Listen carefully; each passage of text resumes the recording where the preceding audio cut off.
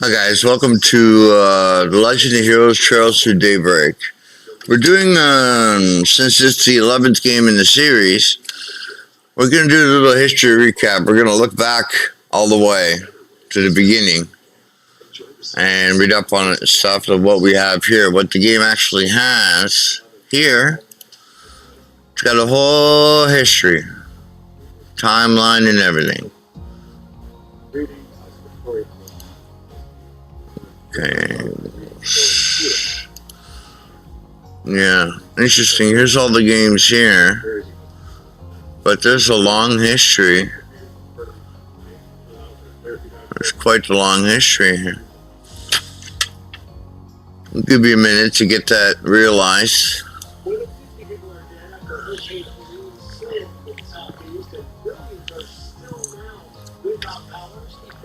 I'm not going to quiz you. Don't worry. And this in by no way replaces playing all the games. So this is just going to give you a summation of everything here. All the way up to 11.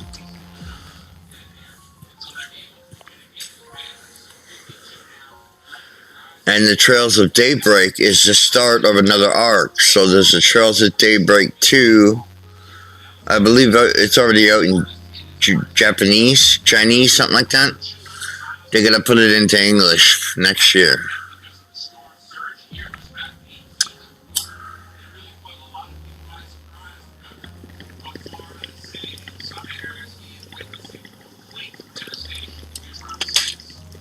if you look around here, you see some homes that are now just rubble. This stuff's coming in, it's fierce, and it just is unstoppable. So there's a lot of damage that we're seeing here.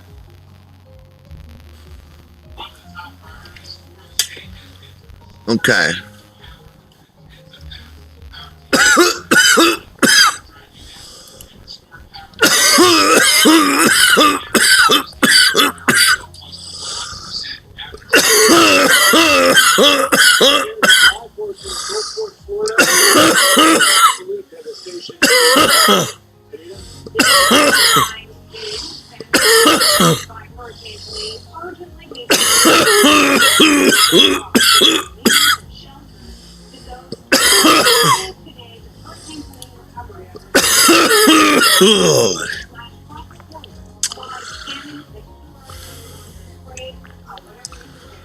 Good old Canadian weed. It's got so many scientists involved, it makes your head spin.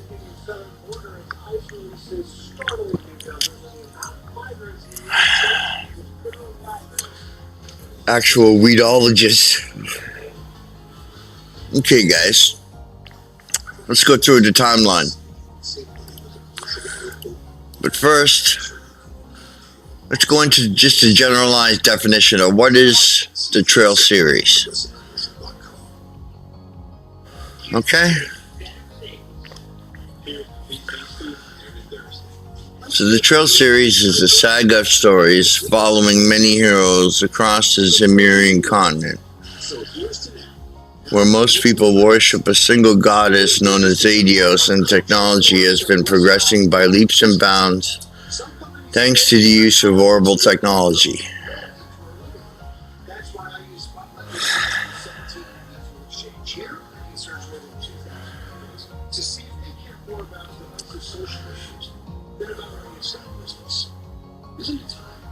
Zemuria is a storied continent, full of strife between major nations like the Erebonian Empire and the Coward Republic. And the mysterious society of Ouroboros lurks in the shadows. The many stories of trails are told through the eyes of heroes that stand on the edge of these conflicts between light and dark, tradition and innovation, right and wrong.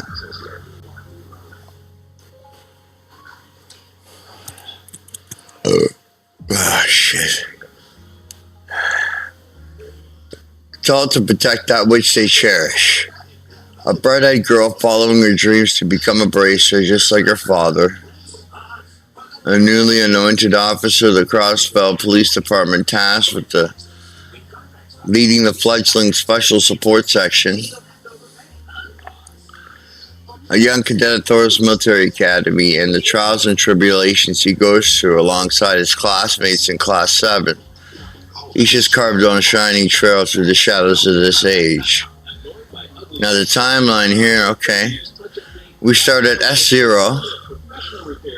Start the Great Collapse wipes out the ancient Sumerian civilization, ushering in the Dark Ages. Now around S500, the Dark Ages end, thanks in great part to the efforts of the Septine Church.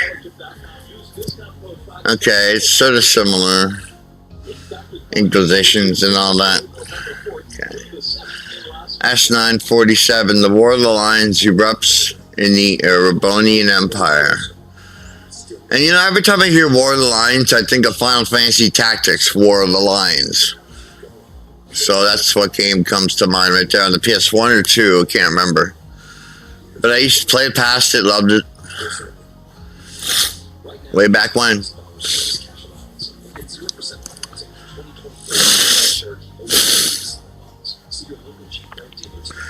S952, the War of the Lions comes to an end. Drykos is crowned Emperor. S1100, the citizens of the Calvard Kingdom revolt, leading to the creation of the Calvard Republic. Sorry, I got my allergies going on me. Let's see. S1134, Crossfell becomes the suzerain state beholden to both Erebonia and Calvard. S1150, Professor C. Epstein kicks off the Orbital Revolution. We haven't seen any game yet. S1178, the Salt Pale appears in Northumbria, spreading disaster throughout the then Principality. S1192, the 100 Days War ignites between Erebonia and Liberal.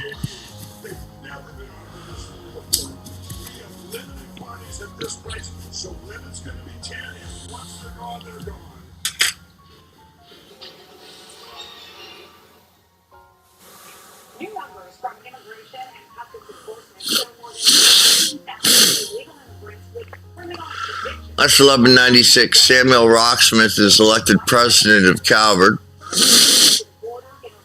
That's 1198. A cooperative international plan is put into effect to eradicate the DG cult.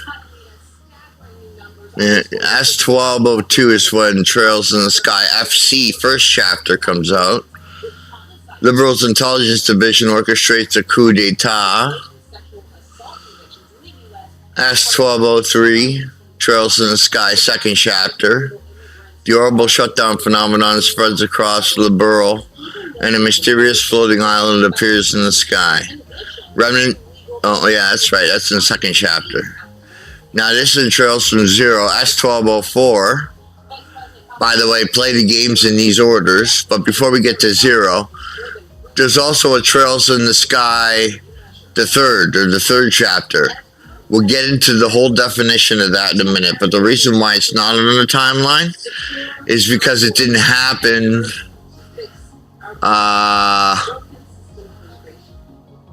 They were, they didn't travel in. Well, when we get to the definition, all will become clear in a minute, okay? S1204, remnants of the D&G cult sow chaos across Crossfell. That's Trails from Zero. Crossfell bids for independence. That's in Trails to Azure. Civil War breaks out, and this is a busy year, 1204. Civil War breaks out in Erebonia. That's Trails of Cold Steel 1. S1205. Trails of Cold Steel 2, which is, I've heard, is one of the best ones of the series. As well as Reverie, I heard it's good too. Really hard, but not hard, but complex, but good. This Trails of Cold Steel 2. The Erebonian Civil War ends and Crossfell is annexed to the Empire. S1206. President Rocksmith fails to be re-elected as president. Erebonia invades Calvard, culminating in the Battle of Jormungandr. Trials of Cold Steel 3 and 4 happen here. S1207. Roy Gramhart takes office as Calvard's new president. And this is in the Trails of Reverie. Crossbell overcomes one more barrier and finally reestablishes its independence. And then in S1208, a new story begins, which is our story here at the Daybreak.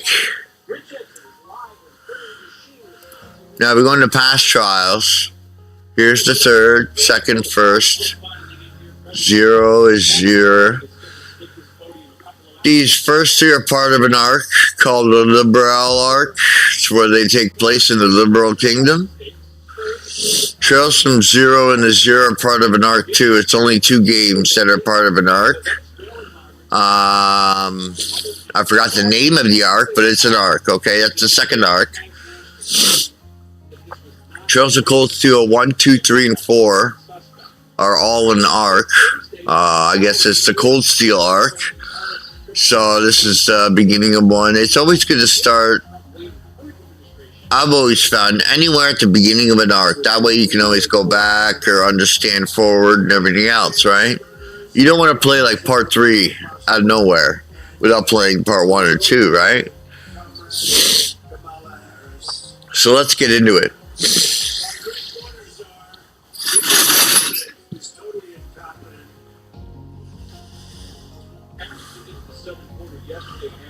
Trails in the Sky FC, first chapter. They're actually redoing this game. 2025 coming out with the Japanese one or the Chinese, I'm unsure. Don't kill me because I don't know. But they're coming out east. Coming out in the east. So after it comes out in the east, it takes about a year or so for the English translation to go in. And then we may see it in North America probably a year later, maybe end of 25 if we're lucky, if they work fast. But I'm figuring 25 for the game will come out, and then 26 is when the English game will come out. Just a guess. It's well educated. Okay, Trails in the Sky, first chapter. This story follows Estelle, a young lady living in the outskirts of Roland, a town in the Liberal Kingdom, and Joshua, the young boy raised as her brother. Together they follow in the footsteps of their father, Cassius, to become bracers. One day, Cassius leaves the two behind to handle an incident caused by Erebonian forces. His absence leads Estelle and Joshua to undertake a request meant for their father that takes them across the Liberal Kingdom as they endeavor to become fully fledged bracers.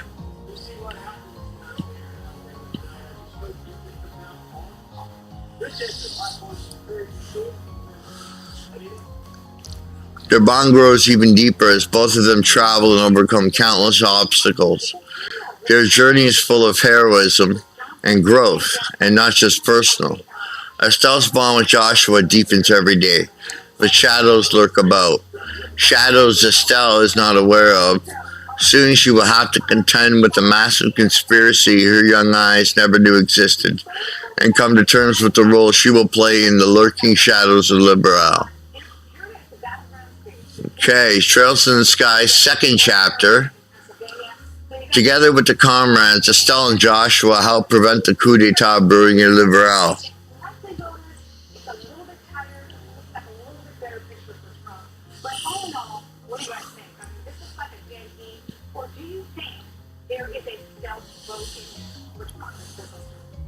I don't know if there's a stealth vote, but these polls have been increasingly difficult to parse out over the last few elections. Soon afterwards, on the night of the Queen's birthday, Joshua confesses to Estelle. He professes his love and comes clean about the past he has so long held secret from her before vanishing into the night. Now, a fully fledged bracer, Estelle sets out on another journey, this time a much more personal one, vowing to not rest until Joshua comes back to her.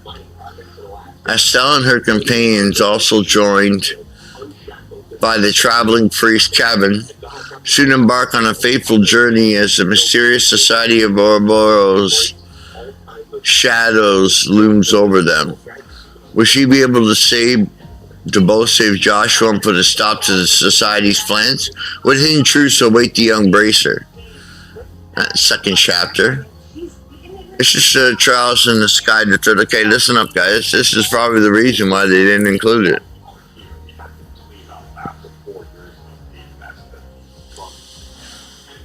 Though many know Kevin Graham as a traveling priest wandering the continent, few know of his true identity as the heretic hunter, fifth dominion of the Grouse Ritter. In the aftermath of the recent incident in the Barrel, he comes across an artifact known as the Recluse Cube.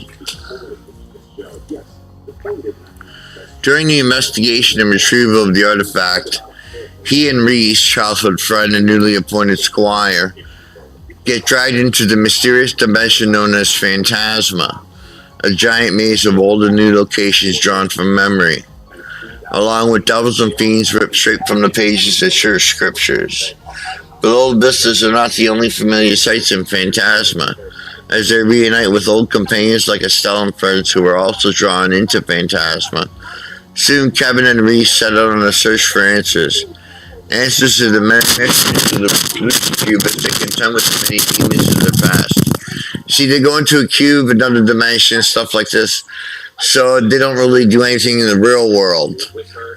So that's why it's probably takes place in a pocket dimension outside the timeline. I wish I would have played that. I have it, just haven't got to it.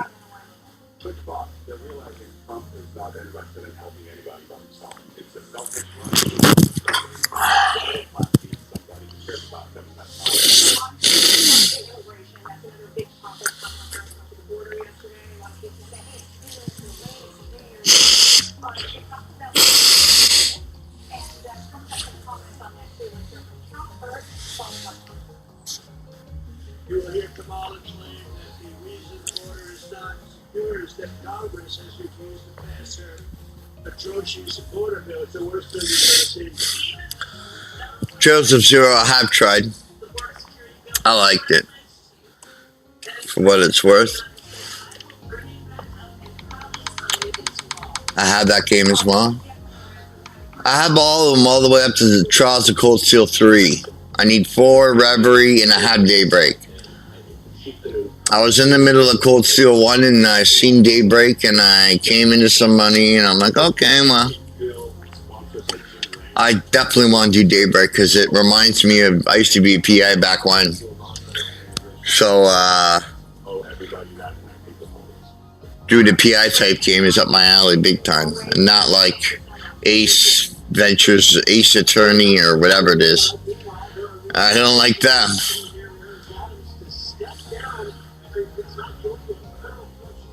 She chose some Zero. Crossfell City is a place of duality, bordered on all sides by two massive superpowers, while also harboring both a bountiful economy and a notorious seedy underbelly, earning itself the moniker of the City of Sin. With the goal of improving their deteriorating public image, the Crossfell Police Department has opened a new division called the Special Support Division, geared towards helping the citizenship directly by way of support requests. This becomes an uphill battle. Their brand new division is treated by many as nothing more than bargain bin bracers, and our 4 new members of the fledgling SSS, comprised of Lloyd, a rookie detective following in the footsteps of his late brother, star of the 1st Division, Ellie, a polite and brilliant young lady, Randy, a suave Crossfell Guardian ex-force member, and Tio, a genius girl transferred from the Epstein Foundation. The SSS will have to make use of their unique strengths to surmount the challenges Crossfell, a city of both light and darkness, has for them. There is no barrier that the SSS cannot overcome. Okay. Trails to Azure.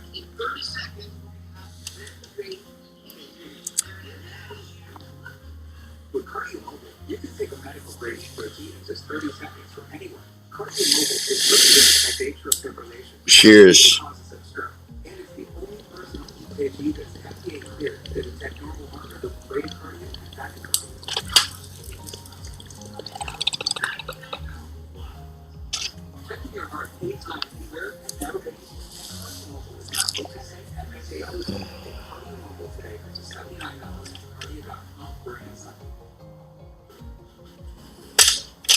Storm after storm, people using everything that they've worked for.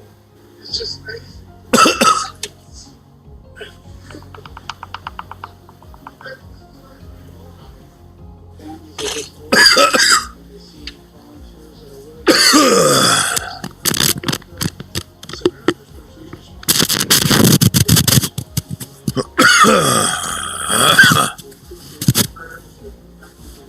Okay.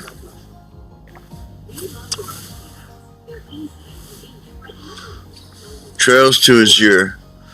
Crossbow is now safe from both the Mafia and a rampaging cult of fanatics, all thanks to the Special Support Section's efforts. However, their work is far from over. After the Mafia's collapse, Crossbow's underworld is now left with a power vacuum and many entities seeking to fill that void. All while Ouroboros snakes start to slither in the shadows, the SSS, with new members on board, soon prepare to begin anew and continue on their rocky path. The way ahead may not be so easy, though, as Crossbow's own destiny and history start to intertwine, and the SSS soon may have to face those truths, alongside the truth behind the young KEA, who the SSS has taken in as family. Amidst the chaos, Lloyd challenges the barrier standing between him and that which he cherishes, not straying from the path he's chosen. Cold Steel 1.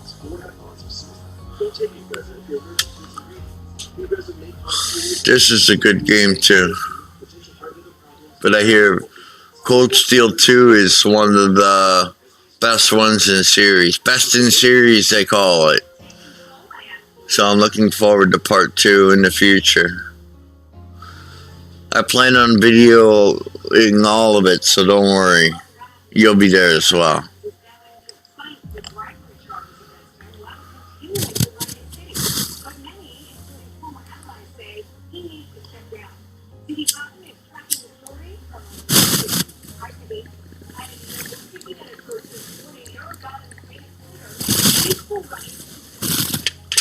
And I look forward to Pastor Green being the head of this church.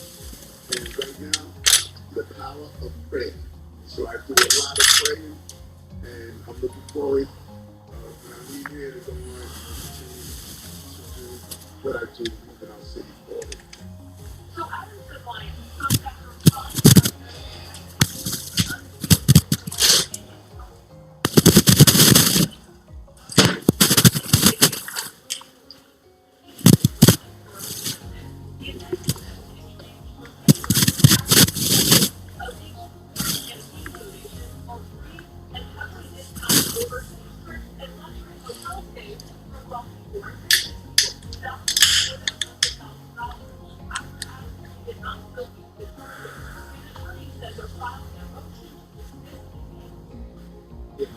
it's about he's disappointing people, and the people have to be disappointed in him. It's not him doing this. It's the government, we're the government that everybody should be disappointed with, bringing this case against the city mayor.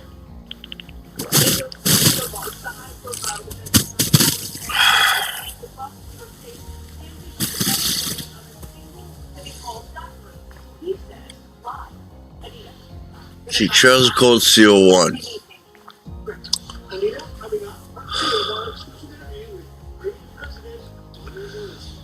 The Erebonian Empire is rapidly heading into a heated conflict as tensions rise between the noble faction,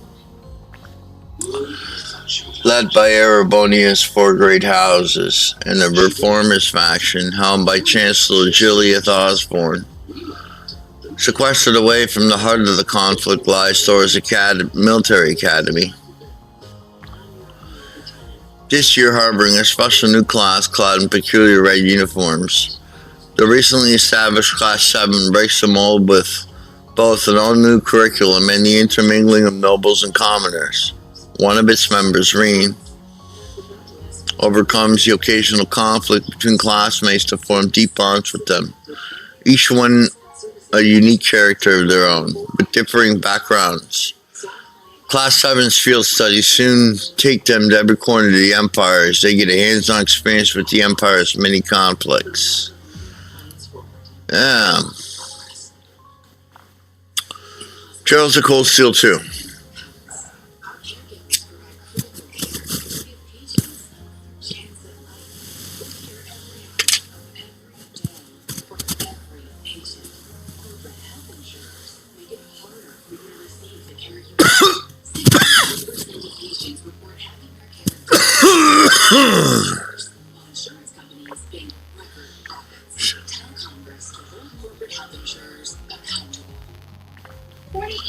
Civil war breaks out in Erebonia following Chancellor Osborne's assassination. A sniper's bullet heralds chaos as a giant warship descends from the skies, harboring a brand new menace known as Panzer Soldats. Massive humanoid weapons. Ouroboros, of course, is not far behind, forever lurking just below the surface. In the midst of the confusion, Rean wakes up on the snowy mountains near his hometown, accompanied by just a talking black cat and the massive ashen knight Valimar. With his comrades left behind, Rean sets out with Valimar on a journey across a war-torn empire to reunite with his lost friends and unravel the conflicts of Erebonia's civil war.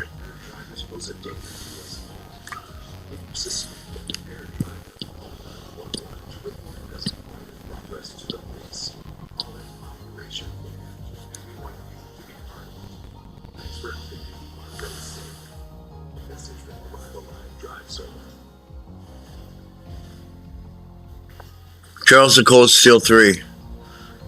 2 years have passed since the end of the Erebonian Civil War.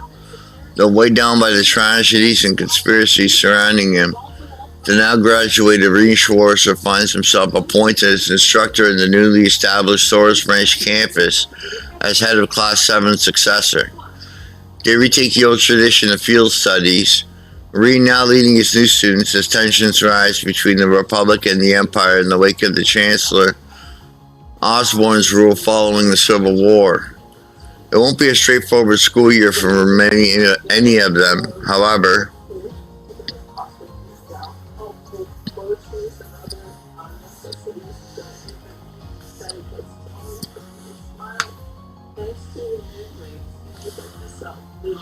Spurred on by a fateful meeting in the now occupied Crossbell and by the Hexen clan, a coven of witches, they will unearth many of the mysteries buried in the annals of the history of the Empire.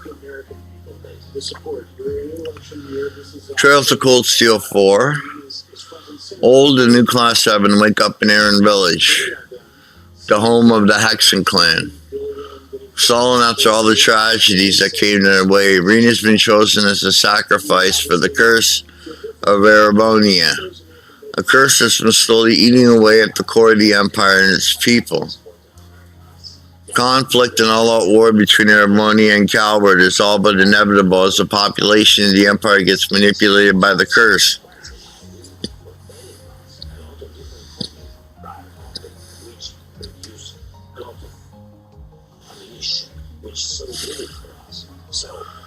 All the while, the 7 Divine Knights are on a crash course to enact their destined rivalries. With the massive weight of the impending battle of Jormungandr,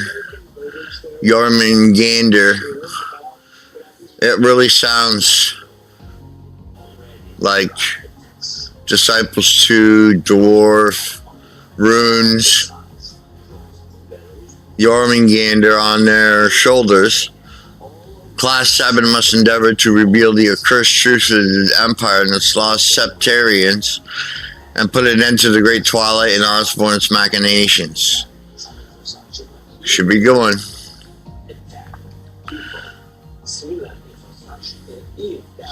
Now, Trails into Reverie ties this arc, and this arc. 3 arcs, see 1, 2, 3, ties them all into this one here.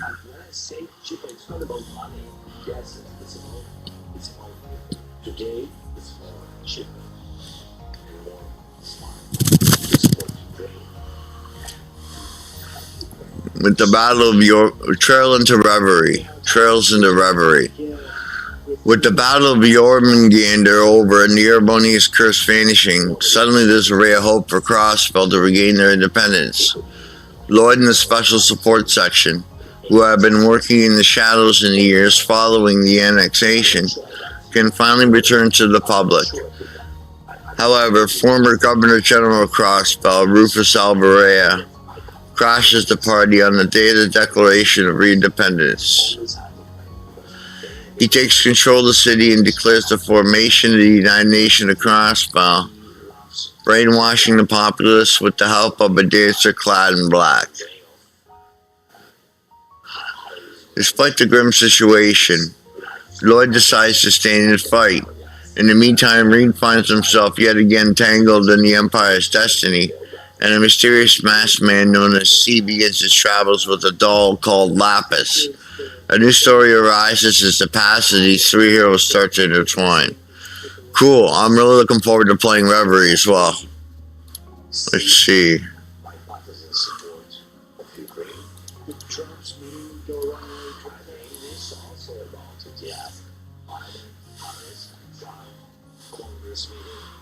Oh, I see. These are just different definitions and stuff.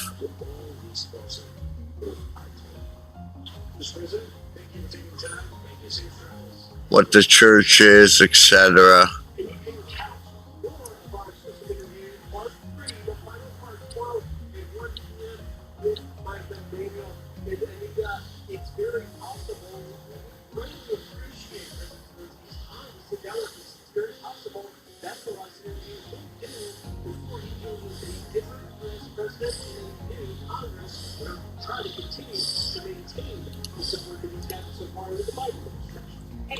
Well, these are all the states.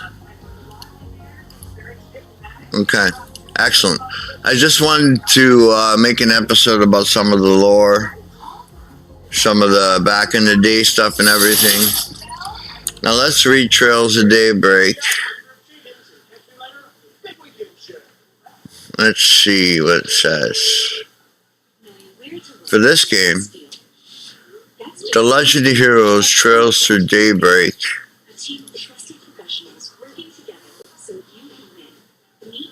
After the war, Calvert is enjoying unprecedented economic prosperity. However, the public grows uncertain as the number of immigrants increases and the political reform runs rampant. Follow Van, a young man in a local spriggan, on a unique request that will prove more than he bargained for. Will the nation fall into chaos?